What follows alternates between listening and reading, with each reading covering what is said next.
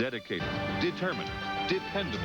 This is Channel 5 Eyewitness News at 11.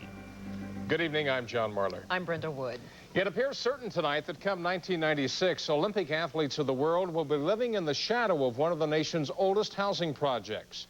With the deadline for a decision bearing down and tempers running high, people who live at Techwood and Howell Homes have agreed to sell some property to Olympic organizers.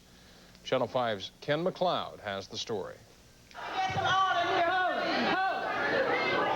Hold it now. Wait a minute. Amid shouting and finger-pointing about most every problem that has ever plagued public housing projects, Atlanta Housing Authority Director Earl Phillips tried time and time again to focus the crowd on the subject at hand.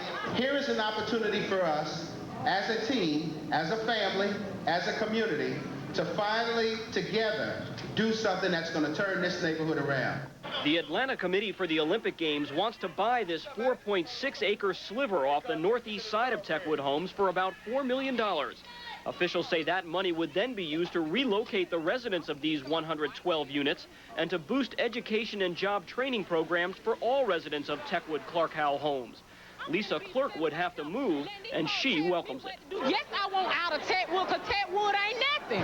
It ain't nothing but a health hazard to us and to our children. This is the second vote on ACOG's proposal. It was approved by one tenants group last year. But when the legitimacy of that vote was challenged by other residents here, incoming Atlanta Housing Authority Director Earl Phillips decided another vote was in order.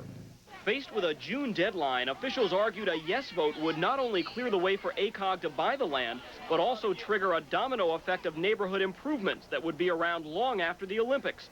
A no vote from tenants would stop it all cold. As people waded through the controlled chaos to vote, some opponents insisted the whole thing was just another empty promise. But most residents didn't seem to buy that. We are not going to continue to tolerate this dungeon that we have to live in. And the only way we're going to be able to do so is to have adequate cash. This first plan here is going to open the door for the rest of the community to get the things that we need and want and we deserve to have here in this place. Tonight, ACOG and the Atlanta Housing Authority have the answer they wanted. The final vote was 144 yes, 47 no, meaning tenants have agreed to sell the land for Olympic use. But it will be at least a year, we're told, before anyone will have to move out, John. Ken, the people in those 112 units, where do they go? Well, they're given a choice, and among those choices are relocating within a Howell Homes or being sent to other public housing elsewhere in the city. Okay. Thank you, Ken. A Swiss national is